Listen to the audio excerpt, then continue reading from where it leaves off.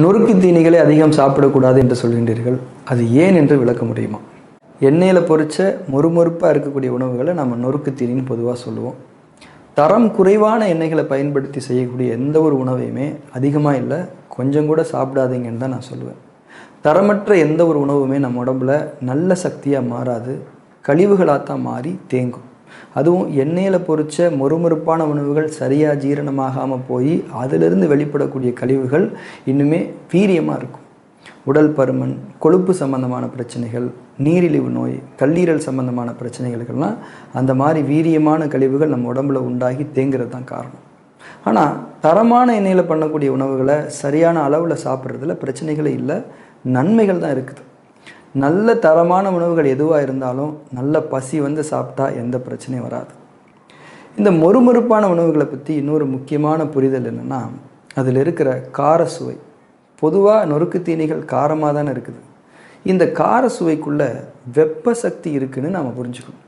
இப்போ பழங்கள்லாம் சாப்பிடும்போது அதில் நீர் சக்தி இருக்குதுன்னு சொல்கிறோம் இல்லையா, அதே மாதிரி கார சுவை உள்ள உணவுகளுக்குள்ளே வெப்ப சக்தி இருக்குது.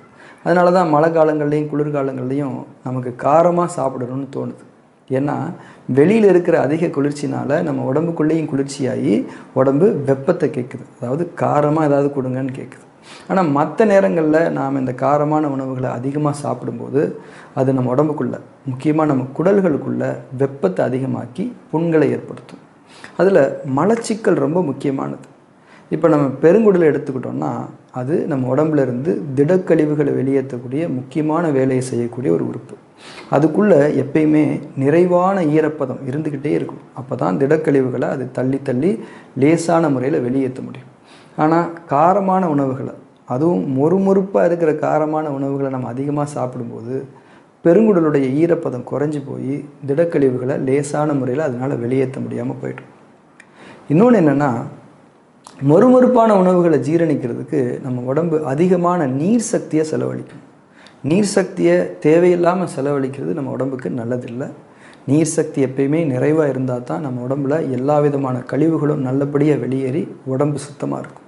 அதனால் பொதுவாகவே காரமான உணவுகளை, மொறுமொறுப்பான உணவுகளை அளவோடு சாப்பிட்றது தான் நல்லது. அதுவும் இந்த மலச்சிக்கல், அல்சர் இருக்கிறவங்க கொஞ்ச நாளைக்கு சுத்தமாகவே அதையெல்லாம் தவிர்த்துடுறது நல்லது.